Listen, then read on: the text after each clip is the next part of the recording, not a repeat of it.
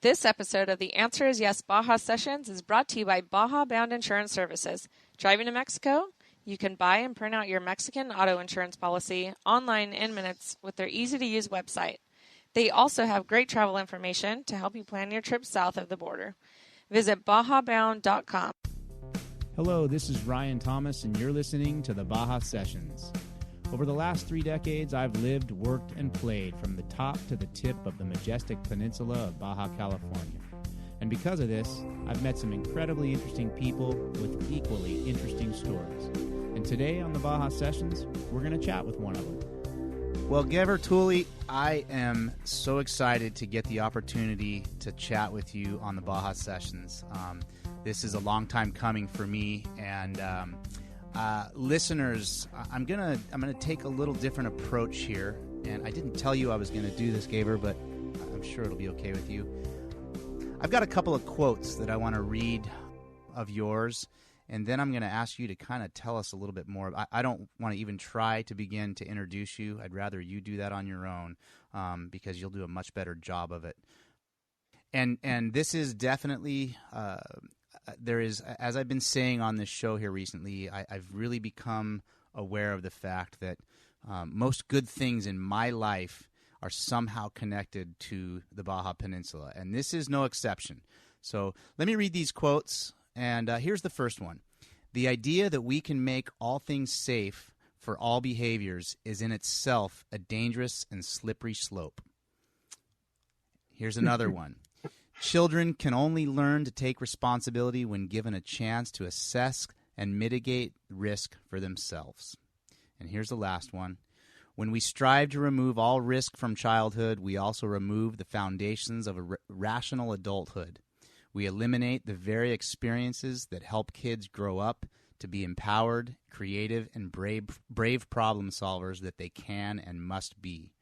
This is Gever Tulley, and he is an author of a book that I'm going to let you tell the title of. He is the founder of a camp that I'm going to let you tell the title of, and he is the founder of a school that I wish was closer to San Diego because I would send my son there in a heartbeat. Welcome, Gever. Ryan, thank you so much. What a delightful introduction. So I am the author of a book called 50 Dangerous Things You Should Let Your Children Do. It is written for families, and it's designed to foster a conversation at home about what risk is and how to recognize it. And the book itself acts as a sort of provocateur, suggesting various things that you might try.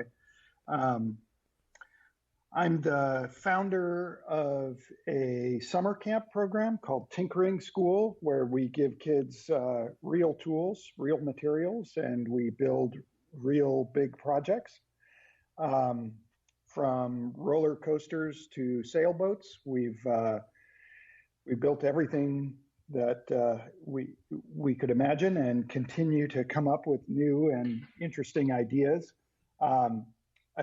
A chief characteristic of life at Tinkering School is that we put our heart and souls into it, and we commit our physical selves. And by that, I mean, if we build a boat, we're going to take it out in the shark-infested waters of the Pacific Ocean. If we build a roller coaster, of course, we're going to get on it and ride it. And I think one of the most incredible secret weapons of learning is risk. And one of the biggest problems with education today is we've eliminated all risk from learning. But the beautiful thing about risk is that it is an intrinsic motivator to focus our attention. And so the projects at Tinkering School and the work that we do with kids here at our school in San Francisco are all sorry, my phone. Not a problem. Yeah, I thought I had it on mute, but this is real life. This is real life. Yep. The projects we do here at Brightworks, my school in San Francisco, all reflect this idea that when we're working on something that is whose foundation is an intrinsic motivation, and something at which we are going to, as we use it, climb on it or carry it around with us or integrate it into our daily lives, we naturally pay more attention to what we're doing because it carries with it that tiny little frisson of adrenaline, which focuses our cognitive abilities. Man. So yeah. yeah. So here I want to also throw this out there. There's another statement that you've made that the summer of 2005 you made the greatest mistake of your life, and I believe that's related to the tinkering school. And, that's right. So yeah. One of the things I wanted to ask you about that is that I've also read and or heard the fact that you your first life or your first career was in the tech industry, and that you actually have several patents in the tech industry. Yeah. Did you work for Intuit? Was that where you were at one point?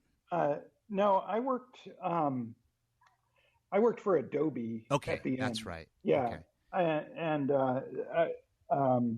I was a co-manager of their innovation group, and I loved that job.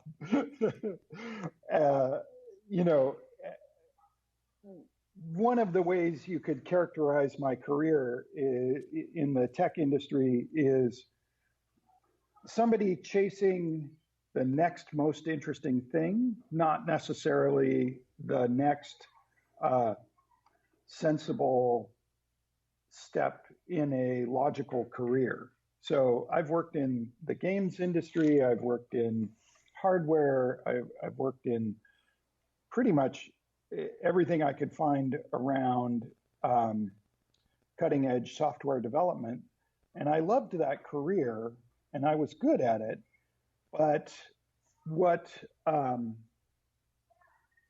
it didn't do is that it didn't feed my soul. Oftentimes you work really hard at a startup and you get some piece of software launched and it's out there and people are using it, but then a year later it's clear that the product is not viable and the group breaks up, and what is left of this Herculean effort is just the empty husk of an organization, and like the excellent work of those people just evaporates. And the lasting value of that is just the experience of having collaborated with amazing minds and pushed together really hard on something. So it wasn't that I wanted to leave my permanent mark on the world. It's just that when you work in sort of digital ephemera, there is a kind of like creative constipation that can happen where you just want to manifest something physically. And I started early on kind of working with children because I went to a high school that was based around the notion of studios instead of classes. And so if you were working on something, you might find yourself in the electronics studio for the entire duration of that project. You come into school, you go to the morning meeting, and then I would go to the electronics lab, and for 3 or 4 weeks, that might be all I did. That was a formative experience, but one of the things I didn't understand about that experience was it was emphasizing collaboration over curriculum. And what I found as I got older, that I loved collaborating with people, and it didn't seem to matter what age they were. So I launched my summer camp on a soapbox. I was at a corporate dinner event, and I started talking about how nervous my friends were with their children as their children were, 6 and 7 years old. So you can't see me right now, but I'm raising my hand, and I wasn't in the audience there, but that was where I started 6 years ago, a very nervous first-time parent at 41 years old. Yeah. Well, and it's natural too. I mean, the thing about this is very easy to jump into a kind of like parent blaming or shaming attitude. But the truth is, the generation of parents right now were raised by parents who didn't have tools in a garage. They might have had a couple of tools in a kitchen drawer, but we're actually pretty far from the generation when tools were a commonplace thing at home. And fixing things that broke was common at home. Right. Well, and things were fixable, well, right? That too, yeah, exactly. I mean, we're sort of, there's in making things at a cost point that makes them accessible to people, they're not optimized for repair. They're optimized for replacement. Right. And I mean, that's a hard thing to change direction on too. But what I love about this moment in history right now is that we're starting to see parents putting more value on experiences than on grades or academics for the sake of academics, right? Right. It's not global. It's definitely not everybody. But we're definitely seeing parents kind of questioning, like, all those, 7 years of starting with algebra and going all the way to calculus in high school. And now as an adult, what do I use? I use arithmetic, right? or Siri. Or Siri. I mean, yeah, truthfully. Yeah. Right. And I'm not saying that laying the foundations and exposing young minds to concepts like calculus isn't valuable. What I am saying is that the emphasis might be skewed wrong, because we're ending up with a man, this conversation is wandering.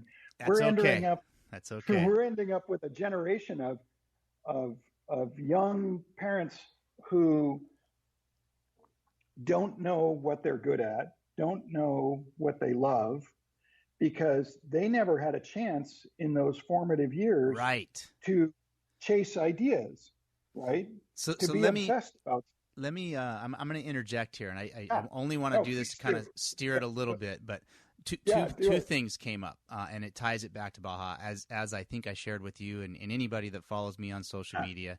I was in Scorpion Bay, which is 2/3 of the way down the peninsula, famous, really good surf spot. And was able to bump into some old friends that ironically are living in a motorhome with 3 daughters, 14, 11, and 7-year-old, I think. The father/husband is Mexican national, and the wife and mother is a Canadian. And they have been 5 years living in this motorhome with 3 girls. They spend roughly 4 months in southern Baja, out on the east cape of the peninsula at a surf spot that I will not name.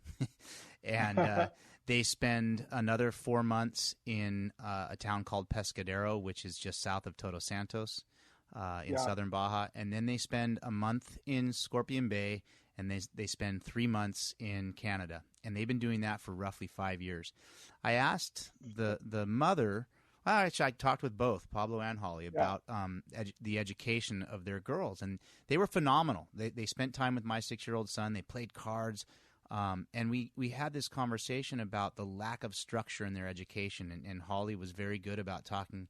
I just encourage their curiosities. If they're interested in something, I encourage them, and it ties back to what you were just saying is my generation and further back, we were taught these fundamentals, and I can remember as a kid, like, why do I need to know this? And nobody could answer the question. Just trust us. You're going to need to know it.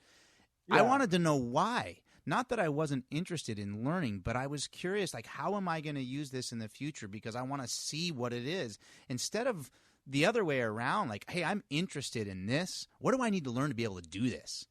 And it's really interesting right now, Gabriel.